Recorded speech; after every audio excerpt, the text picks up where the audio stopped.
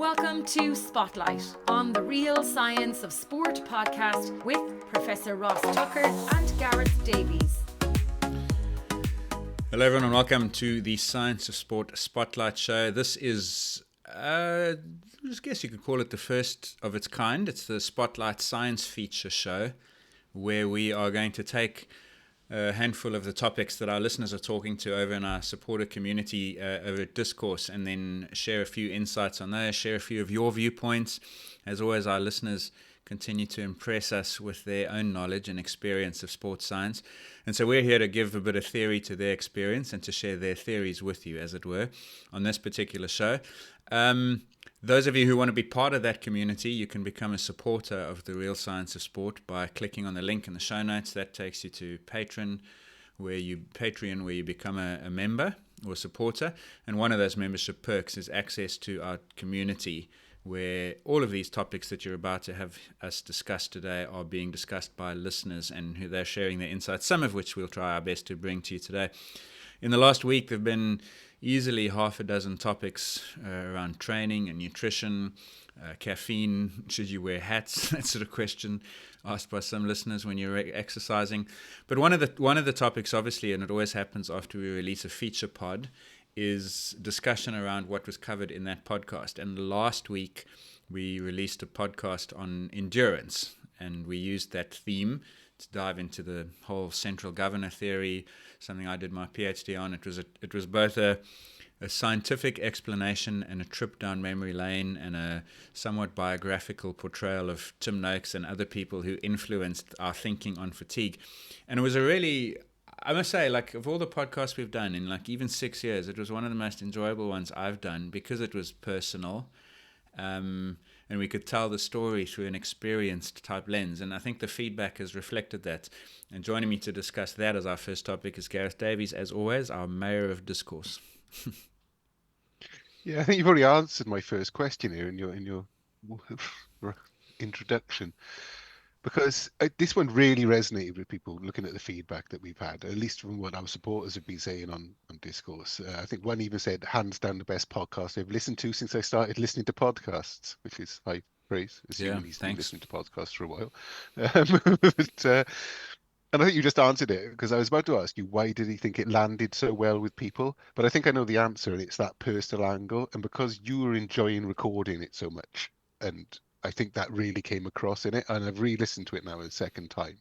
And I think a lot of people said they were going to re-listen to it, because there's a lot of things you can pick up the second time around. We know that. Yeah. But what does really come across is how much you were enjoying telling the stories about how science works, really, about how academia works. Because for those of us, you've got to remember, who aren't involved in academia in any way, shape or form, it's hard for us sometimes to understand what actually goes on. So to get these little snippets, to get these insights, is absolutely fantastic. And so it became a bit of a riveting listen, not just for the science aspect, but for the personal aspect. So I think that probably, like I say, answers why you. I mean, do you think that's why it landed well with people? I should ask you as well. Yeah, I guess. I mean, we joked between us and said, sometimes when you're trying to package science and you give it to people, you have to hide it away, like you try and hide your dog's medicine in a piece of sausage so that he'll swallow it, you know. But I think, I think two things. The topic of pacing, it's so interesting and engaging in the first place because it's like so easy to experience. Not a single person listening to this hasn't messed it up when they've gone and exercised. And that's true whether you were playing football, tennis, or running or cycling. You've gone out too fast and your body's told you that something's going on here and you have to back off. Or you've gone out too slow and you finished. So it's an experienced thing that we could shed a light on, and that makes a big difference because you're connecting. And then I guess the person, like I said, I was worried that it was too autobiographical and indulgent, but it didn't maybe come across that way, so that was a relief. But it's funny because that whole discussion only came about because over on Discourse for our supporters, there's a thread that you started where you were looking at Alex Hutchinson's book Endure, and I got involved in it and I was sharing a few insights, and it was only that sort of unlocked this desire to talk about it. Because, you know, when you do a PhD, it's like when you were at school and you had to do, I don't know, did you do a Shakespeare play or a movie study or something in a school subject at all? And the first Yeah, we time, did well. the first time you go through it, you say, I don't really understand this, but I'm getting it. And the second time, yeah, this is pretty good. But by the end of the year, you've read this damn play like 100 times and you're so sick of it, you never want to see Yeah. it again. It's like when you hear a song too much and you get actually over it.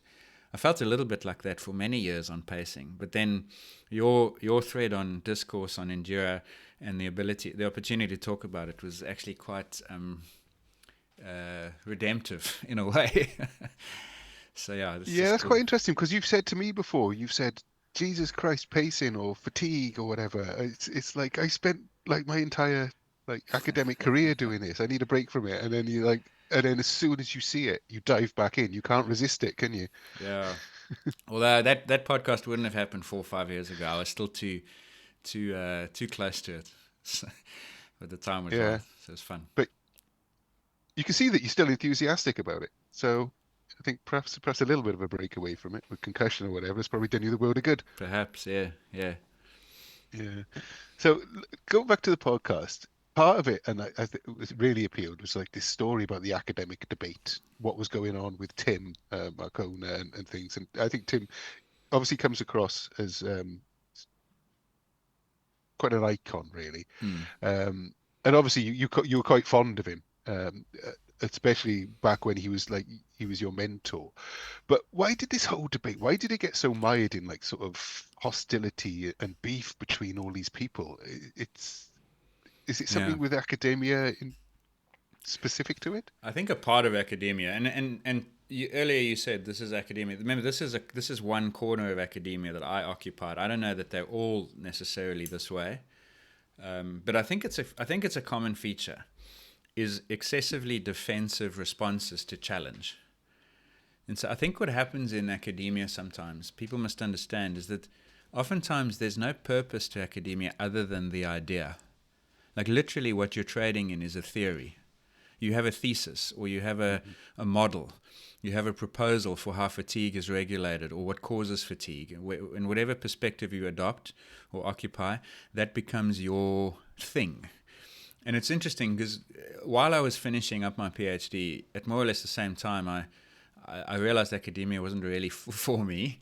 And I did a management degree and I spent a couple of years working in like sports business stuff. And one of the things we would do is we would bring together a company that wanted to sponsor a sports event, the event because they owned the rights, and then we would mediate the sale of the rights. And so you'd have these 3 or 4 parties in a room and you're trying to discuss how much is the sponsor going to pay? What are they going to get for their money? If they're going to give $1 million, what's it worth? And the rights holder needs to decide how much he's going to give away and so on. And I remember thinking at the time that those engagements were so transparent and above board because everybody knew what everyone else was after. You know, like you had your rights holder who was looking to make the money. The sponsor was looking for opportunities to leverage the brand and get exposure and so on. And the reason it was so striking is because in academia, when you had a conversation with academics, you never knew what they wanted.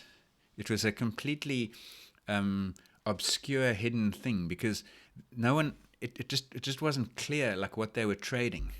Does that make sense? Like, because Tim was coming with an idea. Everybody's got an agenda. Yeah, and you never knew what it was in But academia. is that because they were hiding their agendas, or because it wasn't the done thing to sort of? I think it's because the agenda is so personal. As I was saying, in this particular world of academia, I think it's different in some other areas.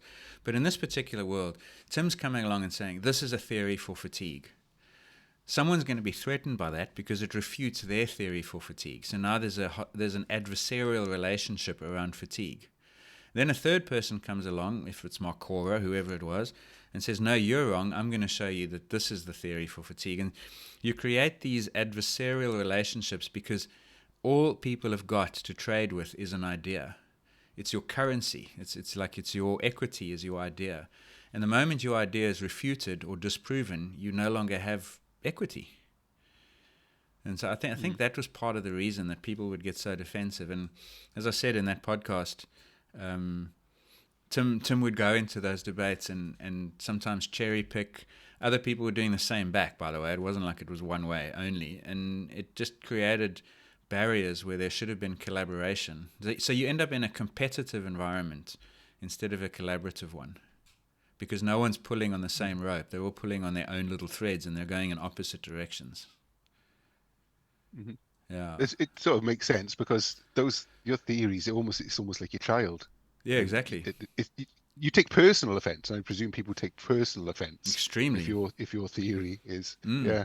if you're going to So go to because a that's one of the things conference, that surprised me. yeah, and if you want to go to a conference and be the keynote speaker, your theory has to be impressive, accepted, controversial, because then you can go up there and maybe it's a debate, maybe it's a keynote, and you're going to shake the tree of academia loose, and see what happens. And so you really do defend your child too much, I think.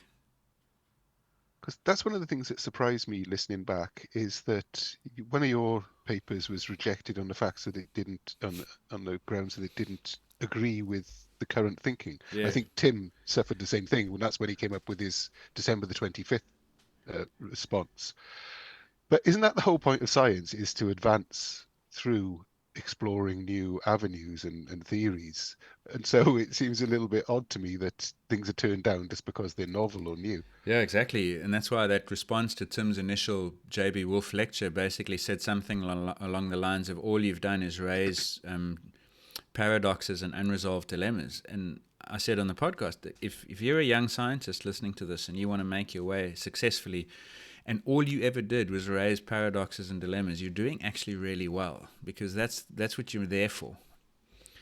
But unfortunately, the establishment doesn't see those people. That's the big paradox around how this academic world is set up.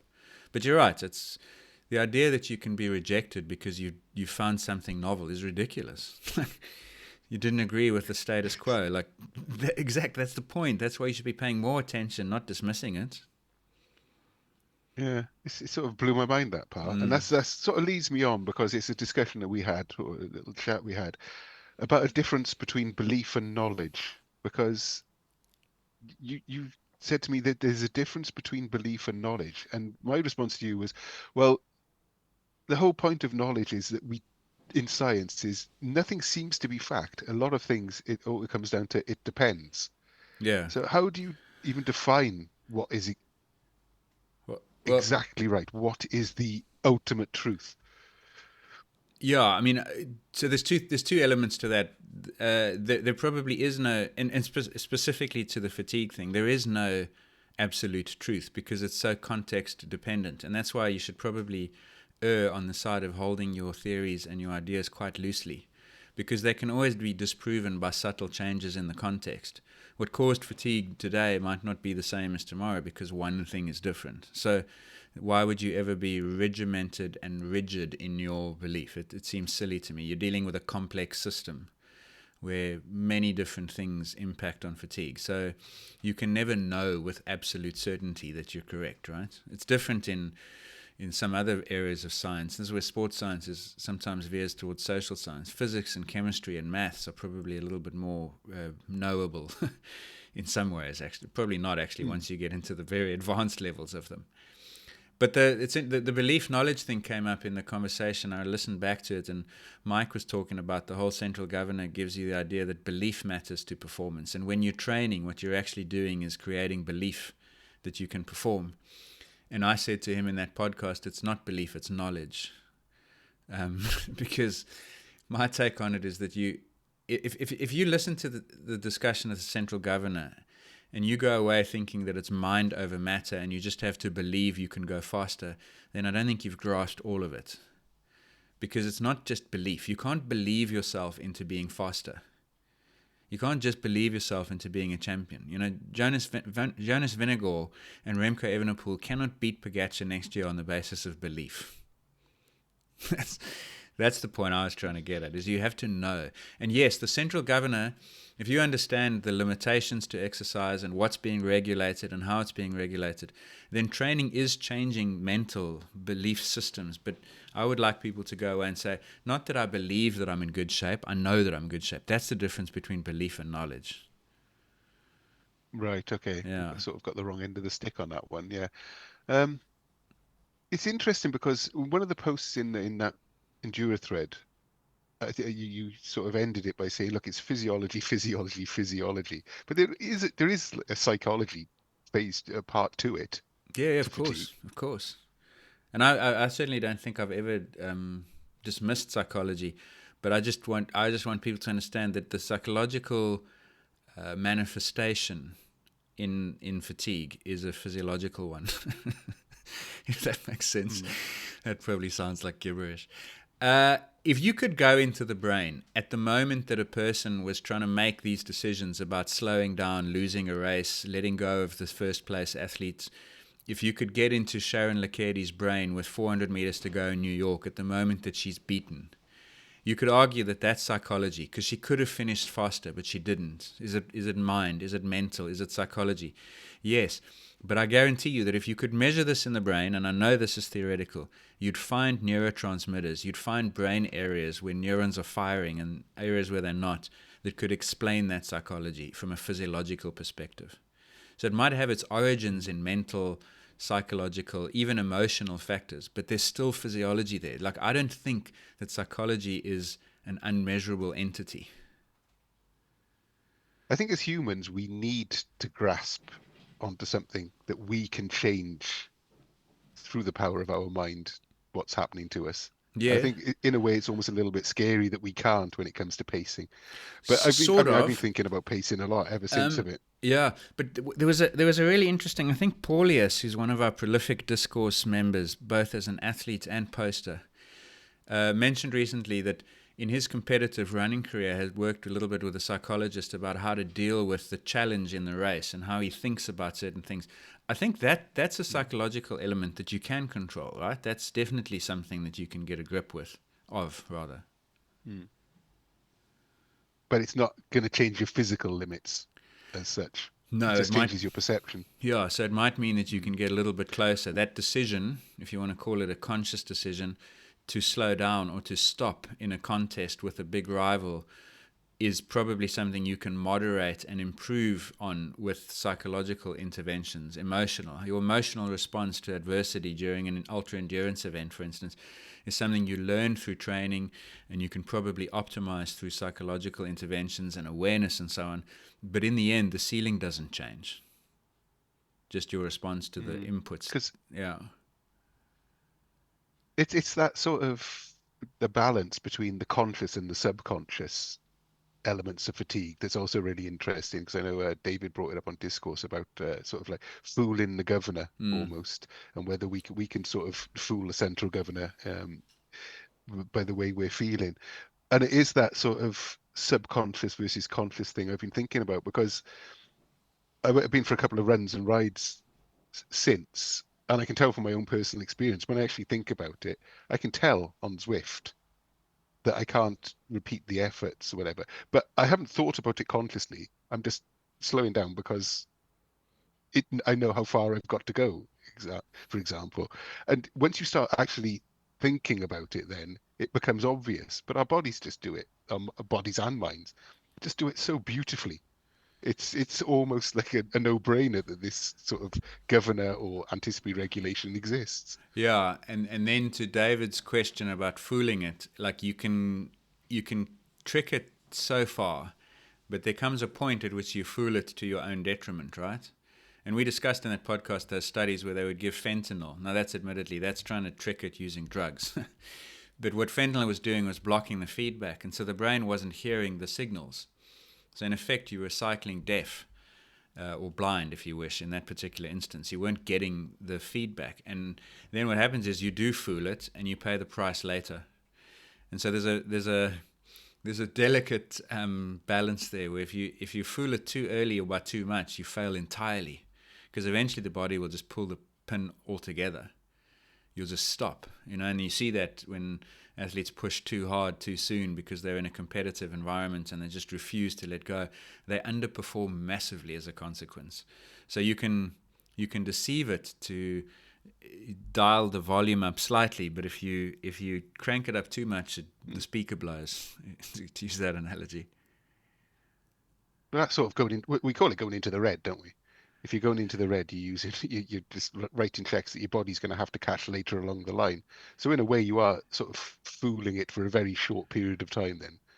You're Yeah, just and overriding everything, aren't you? yeah, and like I say, let's say you're attacking your rival on the steepest part of a climb, and you think, okay, we can all go into the red here, and I can just survive the rest of this race.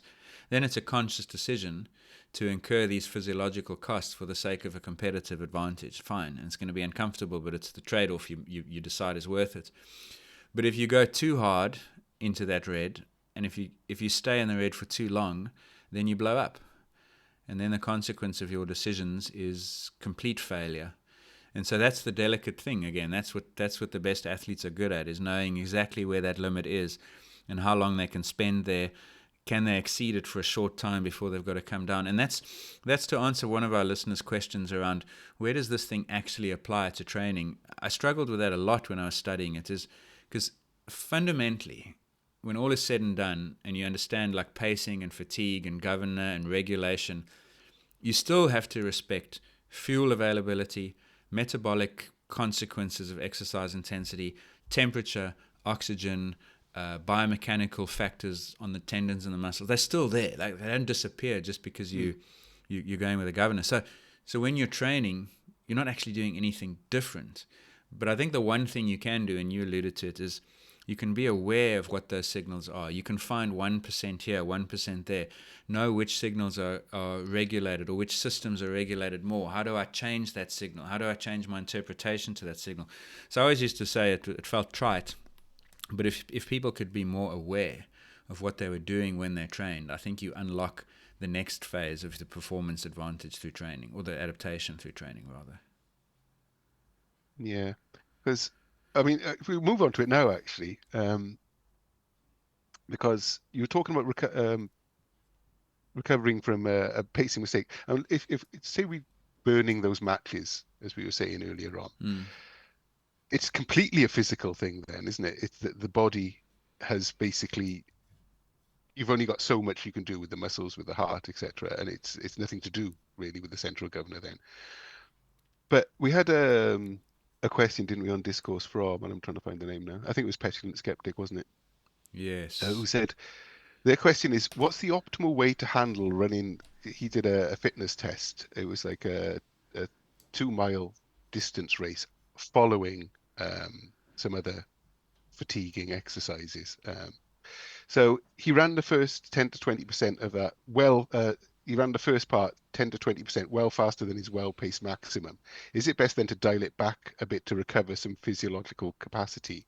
Or is it just to keep pushing as hard as you can for the remainder, knowing that you're going to be slowing down and hope you don't blow up by the end? So this is a pacing thing, isn't it? It is. Yeah, it's I exactly think what it is. it ties in here. It does.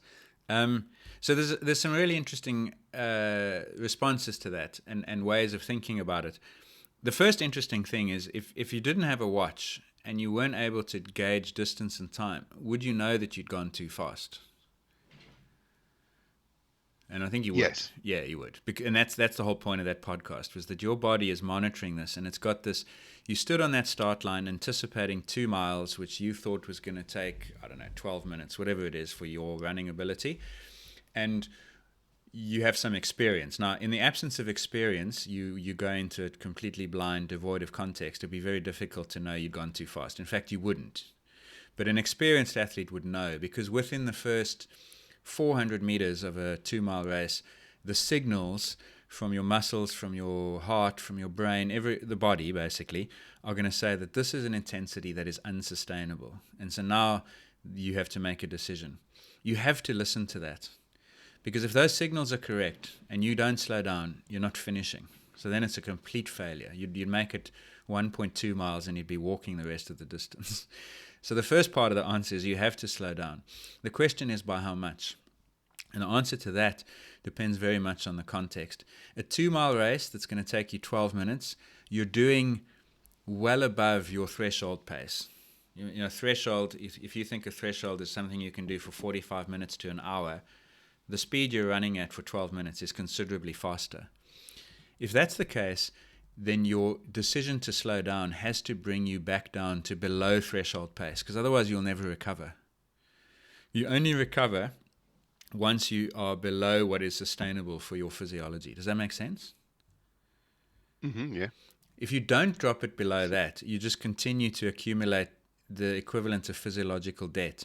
Admittedly at a slower rate, which is still fine, but I think you probably just have to overshoot and get below that threshold until the signals calm down. The noise that is coming from your physiological systems has to return to what was expected.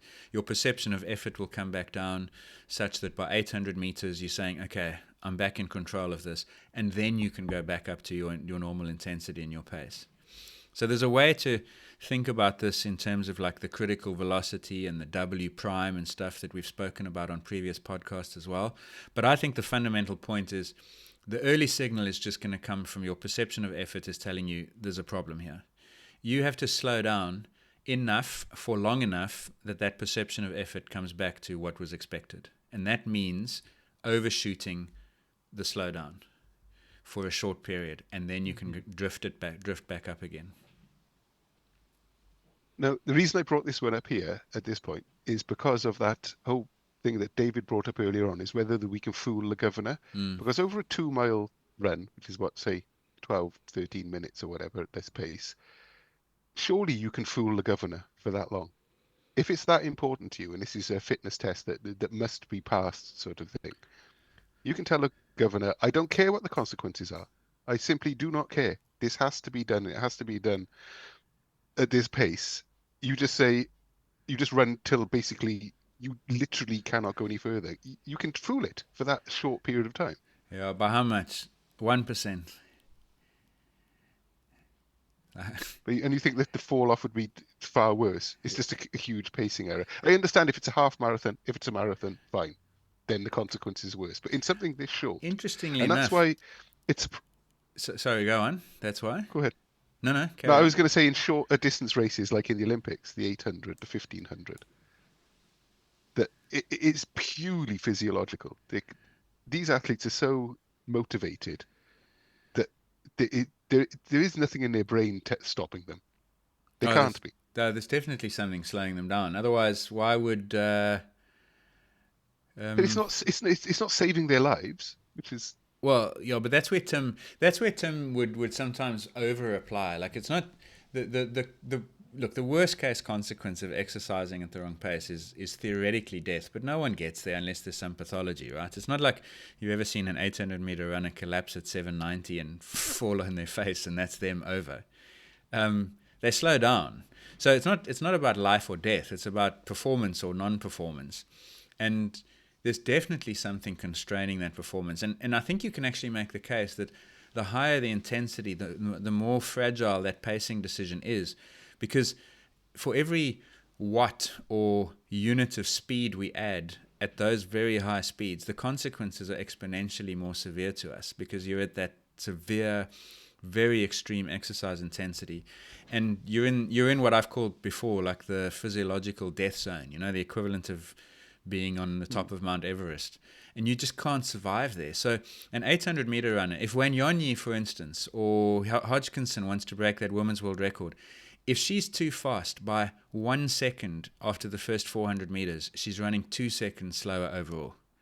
Because the cost of being in that death zone is so severe that they just have to slow down. It's unsustainable to be there. So it does actually make a difference, and it is a profound physiological handbrake that exists in the short duration events.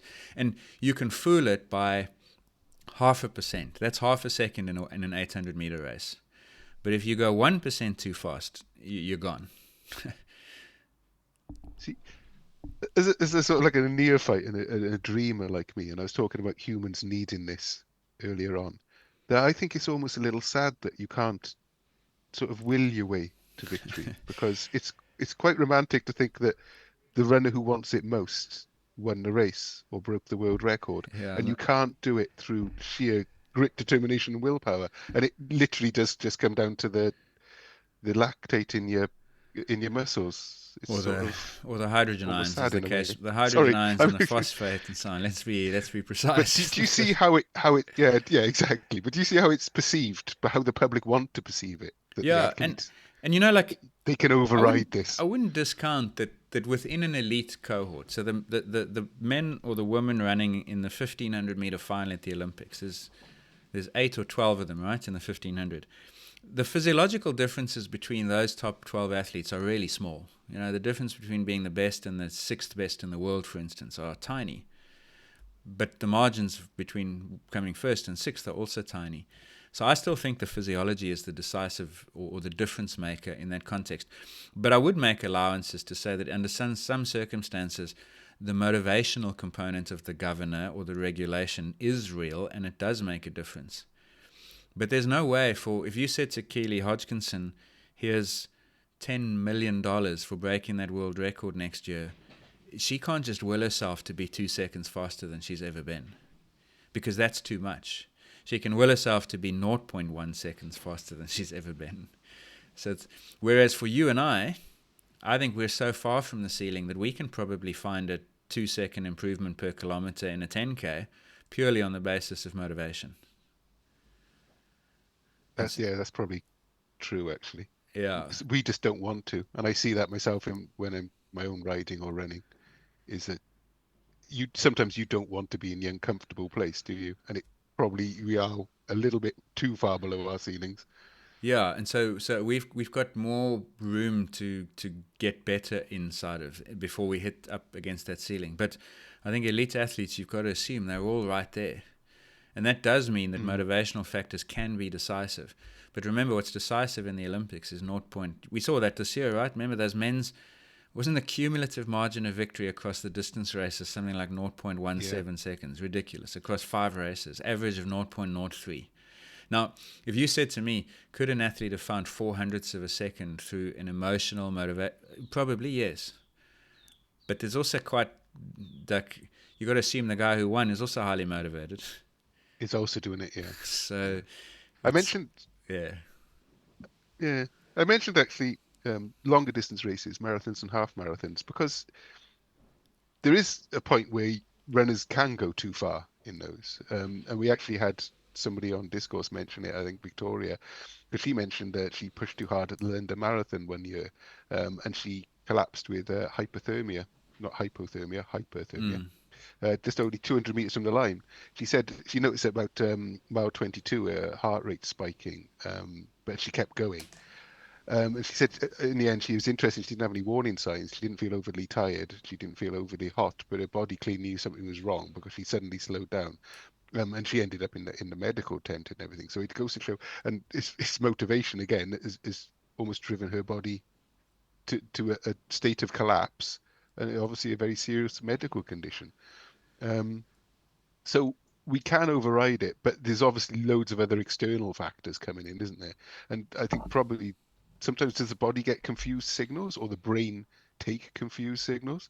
Yeah, and Mike and I, we sort of discussed this in that podcast, and I try to make the point, which I think is really important, is just because something's being regulated doesn't mean it can't fail.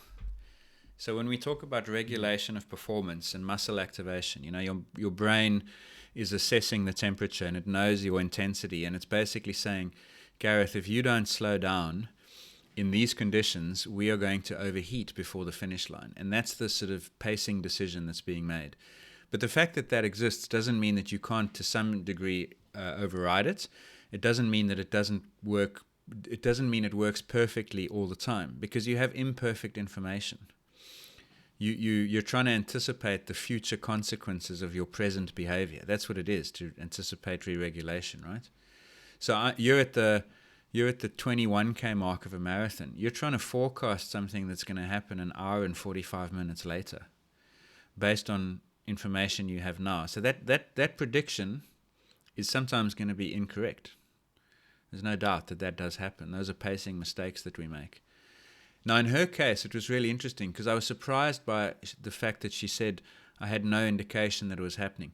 Because normally when an athlete is starting to get hot and they are exercising too fast for the conditions, they feel really bad for quite a long time before they eventually run themselves into real problems like she did.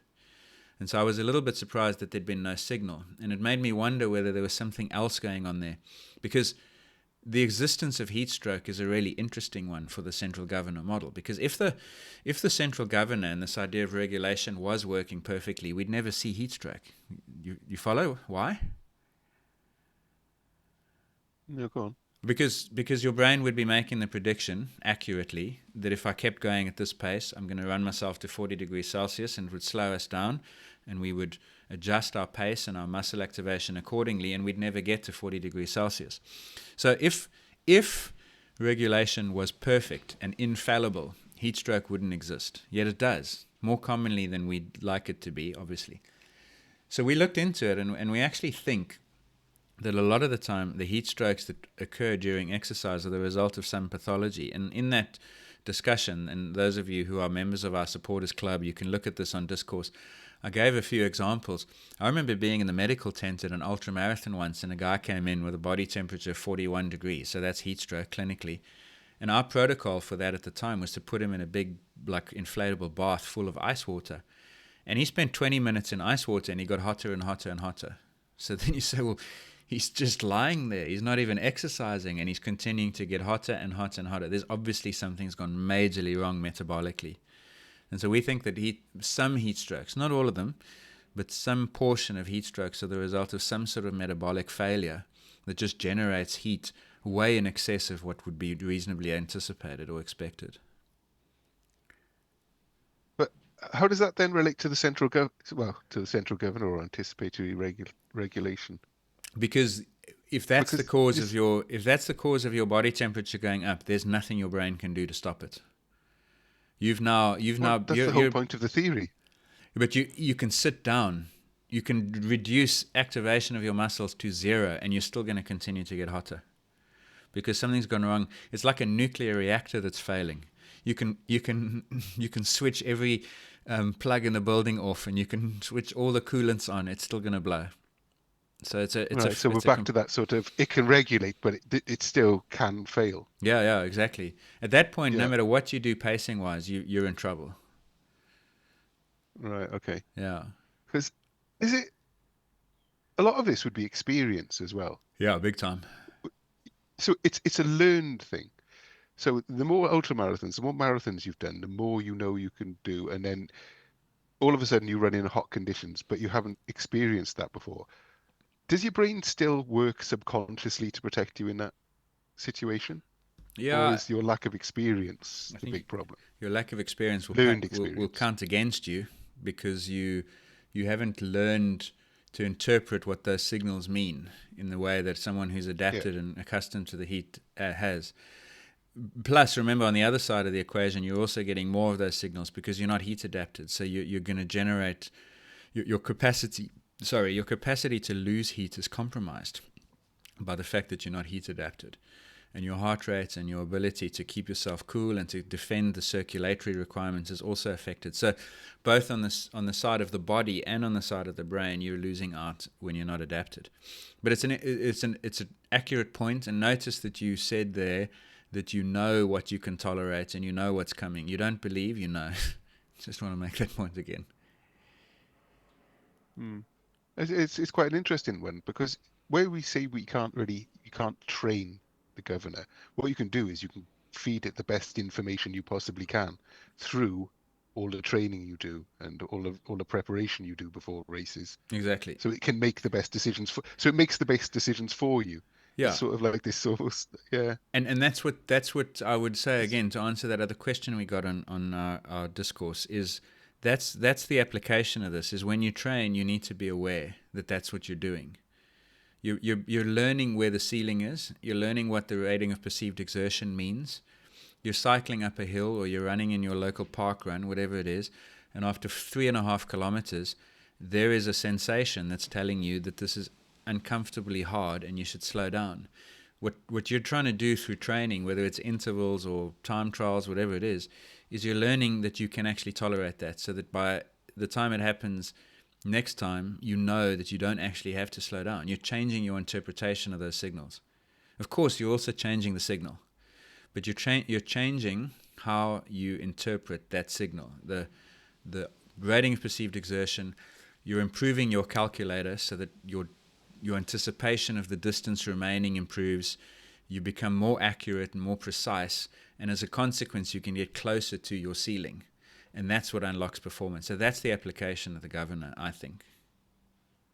Mm-hmm. Okie dokie. Well, talking about that failure and regulation, I know you wanted to mention quickly open and closed loop studies, which is Yeah. going to relate to a topic we go to later on. What do you mean by open versus closed loop studies? So a big part of the dispute around what causes fatigue is that some people came at it from the perspective of measuring what happens at failure, and other people came at it from the perspective of measuring how failure was avoided. Now that's an important distinction, because if you're measuring exercise and you want to measure the physiology of failure, then you are effectively waiting for something to go wrong, measuring what was wrong, and then concluding that that's what caused the fatigue.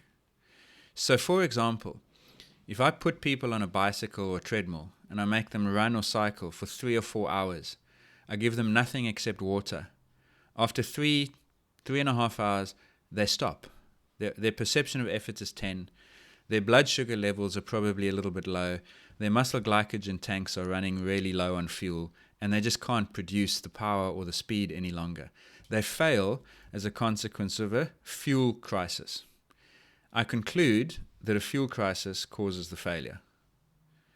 And so now my model for understanding fatigue is that if you don't have fuel, you fail. And there's nothing inherently wrong with that, but it's the consequence of what's called open loop exercise. There's no end point, and all we do is we just exercise to the end. And then when we fail, we measure what happened. What Noakes and St. Clair Gibson and myself and others were trying to do was say, we're not interested in what happens at the very end point of exercise. We want to study and understand why you don't get there in the first place. And so we were looking at a regulated model, not a limited model. And that's what you do through what we call closed loop exercise, which is where you have an end point in mind. So I'm not going to make you go for 4 hours till you fail. I'm going to make you do 100 kilometers and measure your performance as an outcome. And you get quite a different understanding of fatigue depending on what you do in terms of your study design and which trial you use. Does that make sense? Imagine I said to you, Gareth, you're going to go running today. You said, how long? I said, as long as you can. That's a really different task compared to you're going to run a 21K race. Well, yeah, it's going to change entirely the way that I'd set about it, pacing, everything. Yeah, exactly. And if my paradigm, and this is why I wanted to bring it up, because we're going to move on soon to a study that looks at this. If my paradigm is to measure what happened to you at the end, I'm never really going to fully understand how you defend against that thing or regulate against that thing. It's funny, when I was a like younger, I remember reading a comic called Calvin and Hobbes. Do you know this comic strip? Yeah, I've seen it, yeah. Yeah. And tiger. Is there a tiger? Yeah, he's got this pet tiger. Anyway, I remember there was one comic where he's driving with his family and they go across a bridge, and he basically says to his dad, because there's a sign as they cross this bridge that says load limit on this bridge is 10 tons. You know those signs that tell you how much weight the bridge can hold. Mm-hmm. It's the same with if you get in an elevator and it says this elevator is certified for 900 kilograms. So Calvin says to his dad, how do they know the load limit on bridges? And his father says, well, they drive bigger and bigger trucks over the bridge until it breaks. And then they weigh the last truck and then they rebuild the bridge. Now, that's the model for how exercise physiology has understood fatigue for decades. Because they make you exercise until you fail, they measure what happened at failure, and they conclude that that's the thing that caused fatigue. And that's not the full picture. It's not inherently wrong, it's just not the full picture. So does that make sense, the difference between a regulated physiology and a failure physiology? Yeah, it does make sense, that one. I've got something just popped into my head. You know, races without a finish, in effect, like backyard ultras. Yeah, that's an open loop exercise. They're quite fascinating in the case then of something like this, like these fatigue theories, because if you don't know how long you're going to be going for, how on earth do you regulate for it? I suppose if you're going at a slow enough intensity in a backyard ultra and it's not continuous, there's an argument for saying, well, you do know when you're ending every loop. But say 24-hour race isn't the perfect example either. But say you had a race between people who were just going to run until the other one stopped. Then your anticipatory regulating is all over the shop because you don't know how long you've got to go for. It would be a fun event at the Olympics. Like just run until you stop. The last person standing. Yeah, literally, but obviously then you just jog, you know. So you got to have a minimum speed, otherwise they'll just run for 6 weeks non-stop. Yeah, but you don't know what the other people are going to do either, do you? Yeah, it's quite. But yeah, Sorry, that's just popped in my head. I've completely derailed the conversation. But those are fascinating questions because they change the entire decision around how the brain regulates pacing because there is no known endpoint. And in my thesis, we had a model for that. What would it do? Yeah, you inherently go way, way, way more conservative than you need to. Yeah, if I said, Gareth, start running, how far? Your assumption is I'm going to have to go really fast. I'm going to start with worst case in mind and just go super slowly. Yeah, I always wonder that about the dog. When I take the dog for a run, the dog didn't know whether I'd be running for 3 miles or 15 miles. He didn't have a clue. So he had no idea how to pace himself. Yeah. So he'd be knackered then sometimes because he'd just be like, "Oh, this is amazing. We're only going for 3 miles." Maybe no, it's 15. Yeah. Stupid sod. But so animals, and I asked about in the thread about whether animals have anticipatory regulation. Yeah, but they don't have cognitive function, higher cognitive function. They can't plan. And so they can't, because one of the key requirements of a pacing strategy is a knowledge of endpoint. But this is subconscious part. Yeah, there's a subconscious part, but remember, it's both. It's not one or the other. That's how you know it's not entirely subconscious. It's conscious and subconscious. And if it was only, if you don't know the endpoint, you can't anchor the subconscious against anything. Right. Okay. It's a fascinating topic, and the deeper you go, it's there we go. Yeah. Okay. So we did mention, and I think we're about to come back, aren't we, to these open and closed loop studies? Because I'll skip on a little bit here because there was a study that came out, which basically I think validated a lot of the things we've been talking about with high carb intakes. I think it was the study found that 120 grams of carbs, it was superior to 60 and 90 grams of carbs in trail marathons. I know you wanted to talk a little bit about this one. Like you say, it confirms most of what we've been saying, but it's to do with the oxygen consumption cost. Is that the one? Yeah, exactly. So no sooner had we discussed it on a recent podcast than this paper came out, and it was interesting. Like at least a handful of people shared it with me, either directly or via Discourse and so forth. And it was an interesting one because it again provides the mechanism by which high carbs works. And I wanted to use it to make the point that the high carb consumption doesn't work by delaying the depletion of carbohydrates. That's the fatigue model. That's the Calvin and Hobbes, I'm going to drive a truck over this bridge until it collapses and I'm going to measure what happened. Because the model always used to be that when you did endurance exercise, fatigue would be the consequence of a depletion of carbohydrates, whether it was blood glucose and thus the brain, that was Tim's argument recently, or whether it was the muscle glycogen. That was the truck that broke the proverbial bridge, was depletion. Therefore, that's what caused fatigue. And what this study shows is that at 120 grams an hour of carbohydrate compared to 60 and 90, you use less oxygen to run at the same speed. Your blood glucose levels are normal in the 60. It's not like you run out of glucose. Your muscle glycogen levels will be fine in the 60. But the performance advantage is unlocked because it changes which fuel source you use more of, and that has efficiency implications independent of fuel availability restrictions or limitations. So the study is interesting because it's not entirely open loop. They knew they were going to run for 2 hours, but they were running at a fixed power output, a fixed running speed, and all they were measuring is what changed in the physiology. And that change is not fuel, it's efficiency. Right, okay, because we still think of it, or I still think of it sometimes as a tank running dry. But that's incorrect then.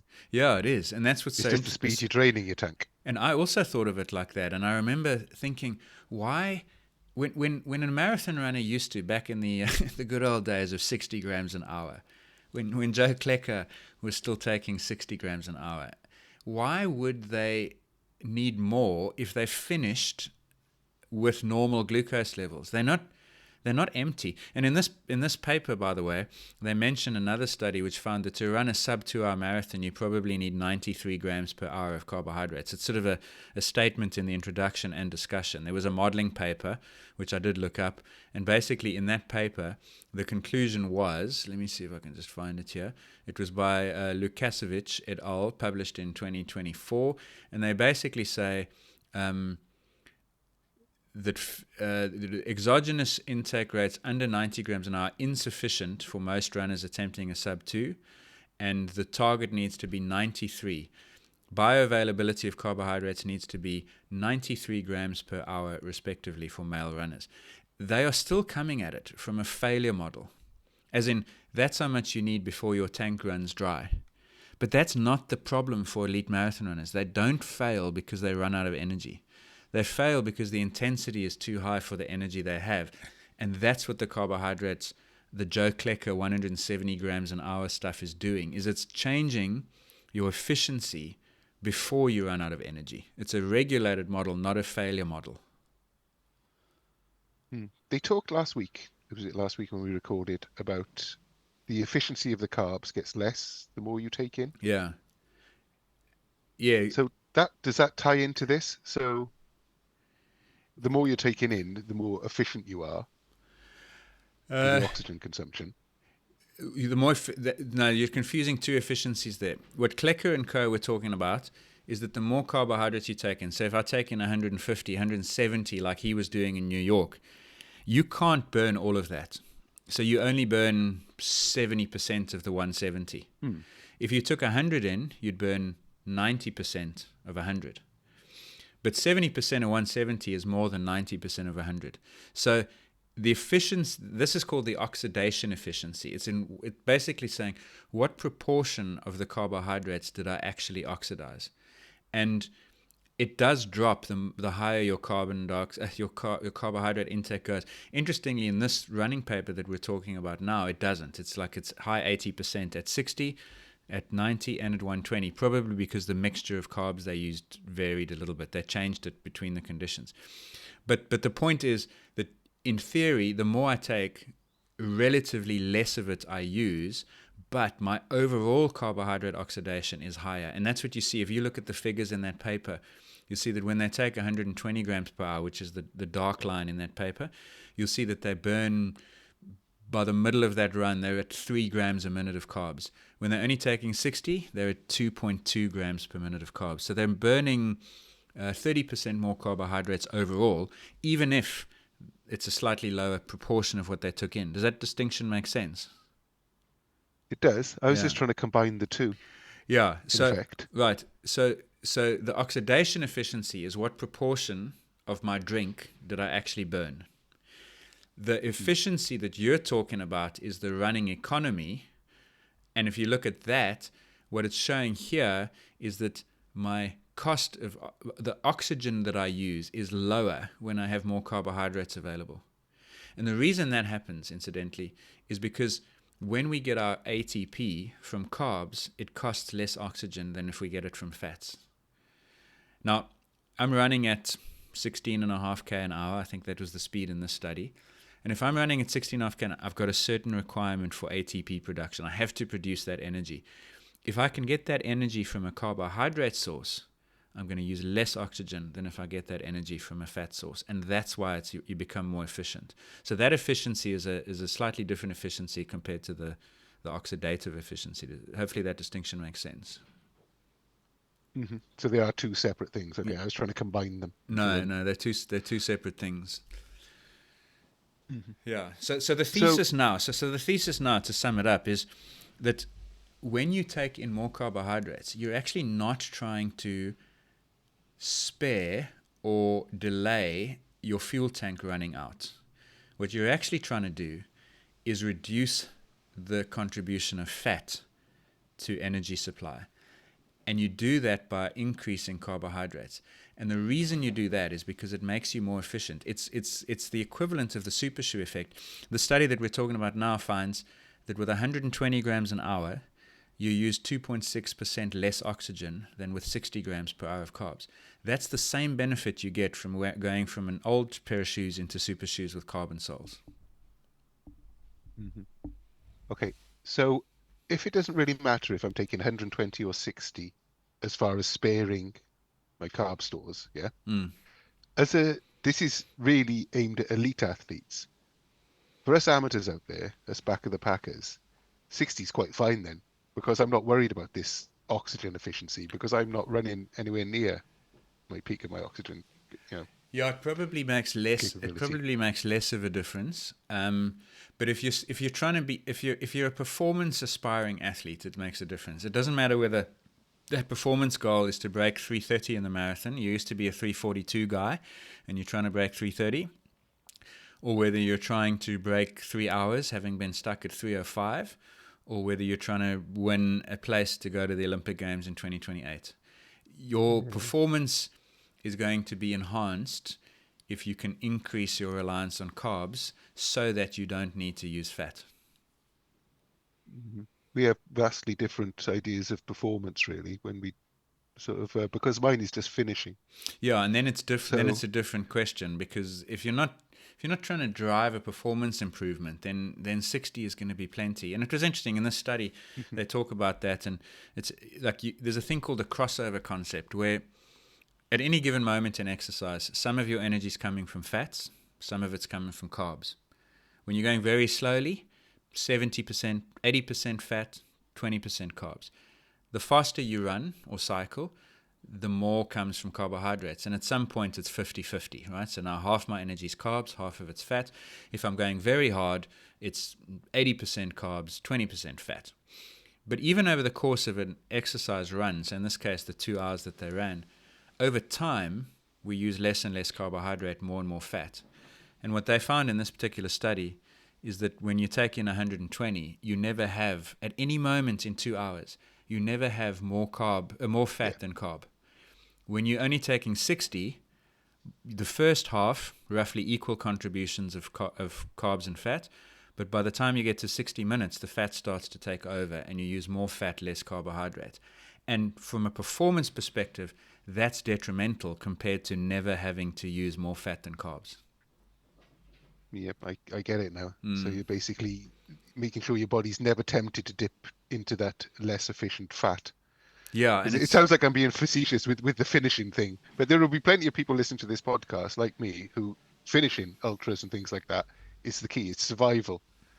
And so that's when keeping the tanks supplied is the critical part. yes, and again, if you can do that at 60 and you're comfortable and you don't feel like you need to push beyond whatever time that is going to take you, then by all means 60 is enough, because you don't have any problems with palatability, stomach issues, gastrointestinal, which is a challenge, as we'll move on to next, I think. But if you want to get better, and getting better is the same challenge for a 4-hour runner as it is for a 2:05 guy.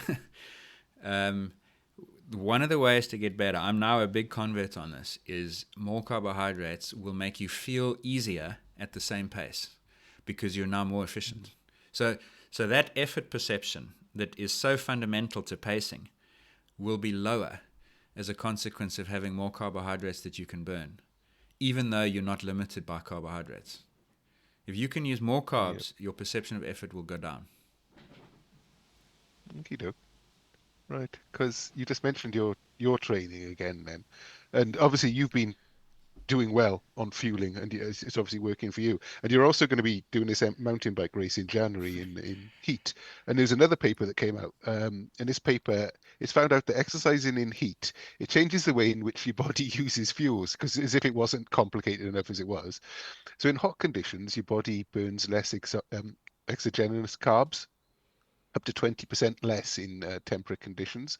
However, the total carbohydrate use was very similar, but in the heat, more of it came from endogenous sources. Yeah. That is your own glucose stores. Yeah. So While fat oxidation drops. So this is interesting, isn't it? Because heat has now thrown another spanner into this fueling works. yeah, exactly. So to give people some definitions, because we've been chucking some terms out, and I should actually clarify.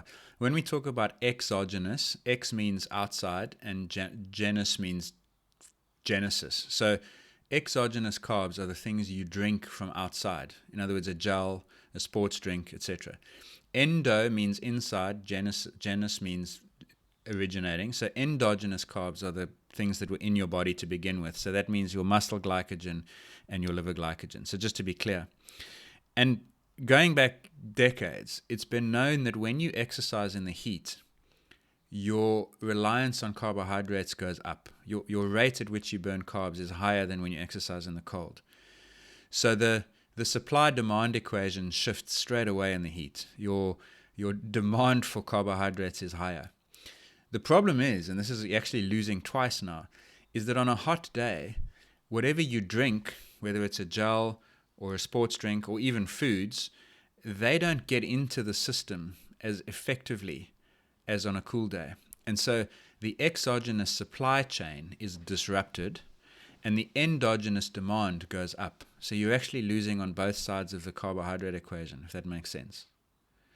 So now you've got a challenge because you're over-relying on your internal stores and you're unable to supply the carbohydrates externally at the same rate as you would on the cold. And so the heat doubles the challenge for you from a fueling perspective. So you've got to take even more carbs now. Well, the problem is... in heat. Theoretically. But realistically, the problem is why is it that the heat compromises the supply?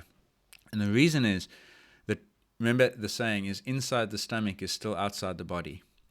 So those carbohydrates that you drink, whether that's your fuel mixed up in a sports bottle, whether that's the 30 grams an hour in a gel, whatever it is, those carbohydrates have got to get from your mouth into your stomach, into your intestines, and then into your blood.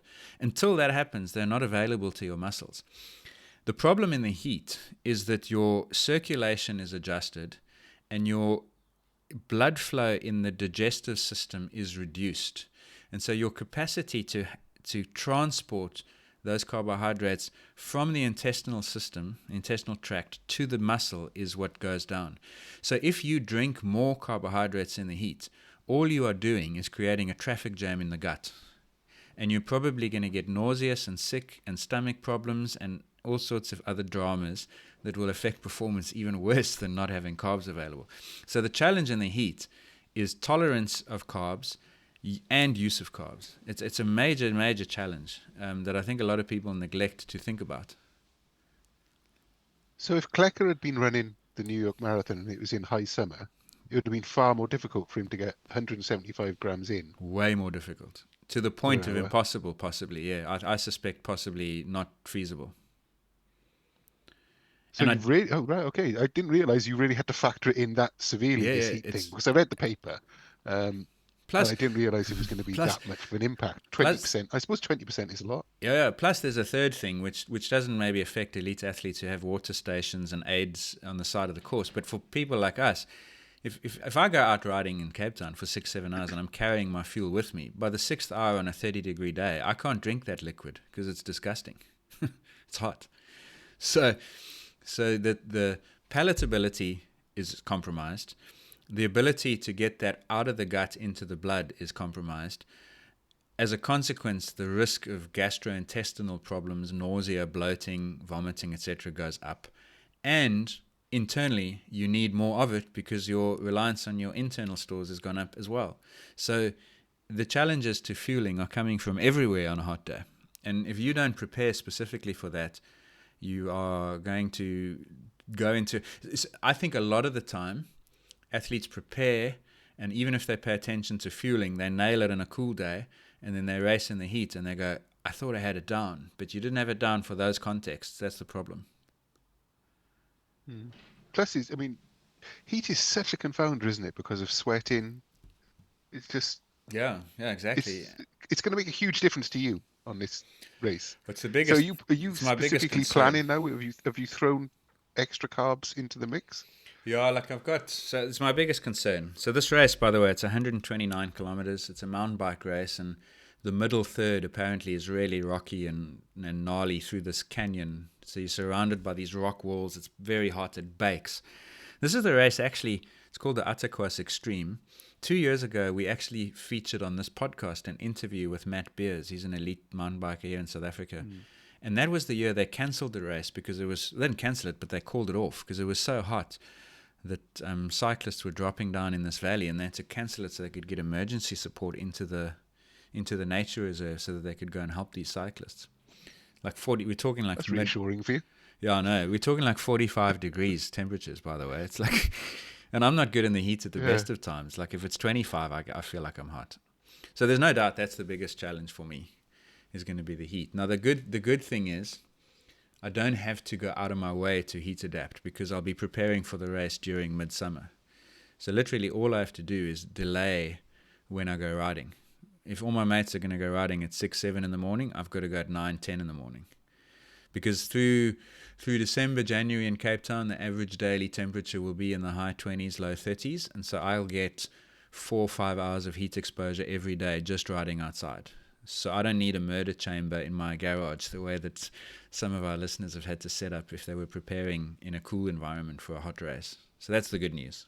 It's a bit different to Scotland. The Yeah. bad news is you're going to get mown down by traffic later in the day. Well, luckily, December's the school summer vacation, so there's less of school traffic. Although there's all the tourists come to Cape Town, so I'm probably equally likely to get walloped by some tourist.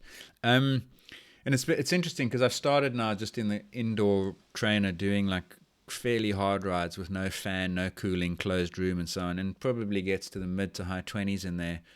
Absolute pool of sweat. I mean, by the time I'm finished, I can squeeze a litre of water out of my socks, basically. And it's really interesting because the consequences of those heat sessions the next day are quite profound. Like you can feel straight away that a hour indoor session in the heat the load on that session is way higher than it would be if you were doing it in the cool conditions. But you don't capture that load because you're still riding 250 watts. Is your tech capturing the load correctly? No, that's the problem with it. That's where the subtleties around adaptation and load management come in. Because if you're just measuring load as the way we discussed on this podcast a while back, you've got how long did I go for and what was my intensity, power output. You're getting a number that looks like it's a manageable session. But in the hot conditions, I find if I do that hot session in the morning, it takes me till mid-evening before I start feeling like I've recovered. I'm nauseous, I can't eat, my appetite is gone, I feel hot and flustered all day. And if I do it in the evening, the night before, I can't sleep, and the next morning I'm absolutely useless on the bike. It's really interesting like how heavily you pay for a hot session. Are you fueling during these sessions as well? Yeah, so that's part of the reason to do them is to try and, but I mean, obviously that's an hour or two indoors, so you're not really getting to the 4th, 5th, 6th hour, because I'm anticipating that this race will take me 6 to 7 hours. So yeah, the fueling is going to be a major challenge, and in the next few weeks I'll start doing longer rides in the heat on the road and try and get accustomed to that fueling challenge, because I think that is the fundamental thing. Remember about 10 minutes ago we talked about the difference between performance and survival in racing. Yeah. And I'm definitely this one who goes for survival and getting to the finish line. How are you approaching it mentally? Seriously, how are you looking at it? Yeah, I mean, like it's a big race here. Like it gets 700-800 people, which for a mountain bike race is pretty big. And I mean, last year it was won by Alan Hatherley, who's the world champion, and a lot of foreigners come out because it's a perfect race for preparation for the Cape Epic. So they come out here for the Northern Hemisphere winter. They do this Attakwas race, and then they stick around and they do the Epic in March, April. So it's a really strong race. I'm under no illusions that I'm going to do well in it. So this is a long-winded way of saying I could just go into it and say I'm just going to finish this thing as comfortably as I possibly can. But I want to be ambitious and see if I can try and crack something in the top 50 or whatever. I don't know. I've got to look at the results and see what the caliber of the field is. Whoa, top 50? Top 50, top 100. It depends who's riding it. That's the thing. Like, there's an elite race. Maybe if we exclude the elites, then I can talk about in the general open race. But I've got no idea. Like, I'm not a mountain biker. My other challenge is I'm useless on a mountain bike. I'm so bad on the technical, rocky stuff. I'm absolutely... So if I finish it, I'll be pleased without falling over. Yeah, that was going to be another question I asked about that side of it, because it's a completely different beast, isn't it, to what you normally do. I mean, yeah, I suppose you've done gravel riding, but that's different again. This is actual off-road, real off-road stuff. Yeah, this is proper mountain biking. The setup on the bike is different. So all my quality sessions for the next 6-7 weeks, no, more than that, because I'm 2 months away. 2 months away. All my quality sessions for the next 2 months will be on the mountain bike. All my long rides will be on the mountain bike. So I've got to get accustomed to the more sort of upright position on the mountain bike. So those are the three things, So like my thinking is, if I was to use a crystal ball and look forward, like I'll say, why would I fail? I'll fail because I'm overheating. I'll fail because I'm underfueling, and because I'm technically not up to the challenge. So instead of doing a post-mortem in January, because post-mortems benefit everyone except the dead guy, I would rather do a pre-mortem where I say, right, between now and January, I've got to do all my long rides on the mountain bike, I have to do them at the hottest part of the day, and I've got to make sure that I'm driving 80 to 100 grams an hour of carbs in the 4th, 5th, and 6th hour of those rides. And if I can do that 5 or 6 times in the next 2 months, I'll be ready. What about gear? What are you going to wear on your head? I've got a Got white a helmet, obviously. Yeah, it's a white helmet, so I think that makes a difference. I used to have a black one, and I don't know if it's a placebo or not, but I think a lighter helmet helps. And then I've got it's one of those helmets with like the covers, the shields, so like I'm not gonna burn through my helmet. Yeah, that would be my biggest concern. It's just making me think about the thread on Discourse about wearing hats and things like that. Yeah, yeah. Of course, that's the problem with cycling in very hot conditions is you sweat through your head. It's very uncomfortable. Yeah, I mean, and I'll post on Discourse some of the things that I've experienced as I'm going through this, and then obviously also on Strava I'll put my training rides and so on up there with a few observations and notes if anyone is genuinely interested in following along. But I haven't thought about it too much. We've got a few other things to get through, but I think it's a December plan is to try and get specific about the challenges of this particular race. I think you'd be surprised about keen people are to follow you. I know Kevin asked about following your journey. I thought about... How about wildlife? Any lions? No, not down there. Maybe some ostriches. It's the place it starts is well known for ostrich farms and so on. I've seen cyclists get chased by them. I was going to say, if you get taken out by an ostrich, that'd be amazing. Not obviously amazing, but I did think about whether I should get you can buy the core temperature sensors so you can measure body temperature and so on. And if I was absolutely committed to telling the scientific story of this, I would do that. But as far as I'm concerned, if I'm indoors for 2 hours at 200 whatever watts and I'm pouring sweat off and so on, I know my body temperature's up. And if I'm riding outdoors at 35 degrees, like I don't need to know that it's 39.7 or 39.3. All I need to know is that I'm hot. So I'll probably skip some of the measurements. Let the brain work it out. Yeah, exactly. Yeah. So yeah, but I mean, maybe it'll slow you down. It would certainly make for an interesting, like if I did a couple times a week an indoor session in the heat with no fan, one of the early signs of adaptation is your heart rate is going to be low at the same power output. So maybe in December I'll start doing that as a regular check-in session where all I basically do is measure my heart rate over the course of an hour and hopefully see that that's trending in the right direction. Then I'll have some assurance that I'm adapting. Do you still use a glucose monitor? No, I had it. I had a couple patches, so I wore a couple of them for a while, but I haven't got one. I could always get another one. But again, it's interesting. I just wondered because that was another topic on Discourse. Mentioned, CGMs. It's an interesting one because, like, especially with the carb intake, like we've just discussed, would the glucose monitor tell me that I need more carbs if I'm already hitting 70, 80? It's not going to. I know my blood glucose levels are going to be 5, 6. They're going to be normal. So that's not the best indicator of whether you need more carbs. That's what we just discussed. Is the model the model for how carbohydrates are enhancing performance is not being mediated by more glucose in the blood. So it's almost an irrelevant measurement for that purpose. I think it's got purpose for other people, etc., diabetics, but I don't think it's particularly useful information for me.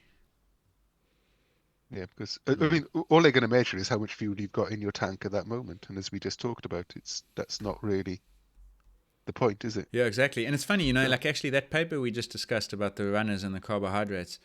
If you didn't have the sophisticated equipment that they used, where you could go in there and measure how much carbohydrate you're oxidizing, how much fat. They used radioactive labels to distinguish between the exogenous and the endogenous carbs and stuff. If you only measured heart rate, perception of effort, lactate, glucose, you would conclude in that study that there's no difference at all as a consequence of 120 versus 90 versus 60. It's quite interesting. You look at those first set of graphs in that paper and you would go, carbs make no difference. But the difference is somewhere else. It's a hidden difference that's being unlocked through efficiency. It's pretty interesting. Yep. There we go. Well, we're going to be following you anyway. I wonder if they put it on YouTube. They do with that Cape Epic. There's like a highlights package. I'll make a thread on Discourse called "Follow My Guinea Pig hot box experiments for Atticus, and you can I'll put the race page and a YouTube clip and so on there, and you can see what it looks like. I don't know why I agreed to this one. I hate mountain biking so much. This was a mistake. You'd love it once you're out there baking in that canyon. Yeah. I say that on every race I've ever run. Why am I doing this? True. And you always go back. Yeah. There we go. That it.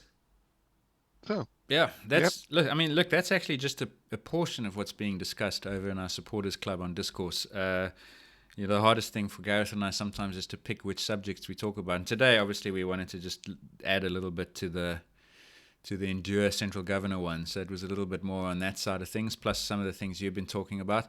There's a lot more to that, and the plan is that we do one of these shows every week where we pick out some of the things that you've been discussing and share some insights. So we hope that you enjoyed that one and will join us for those in the future. And if you want to share your own experiences, you know exactly what to do. Links in the show notes. Become a member of our supporters club, and then hop onto Discourse and share your training, nutrition, pacing, performance, physiological journeys with us, and we'll happily talk about them on a show like this.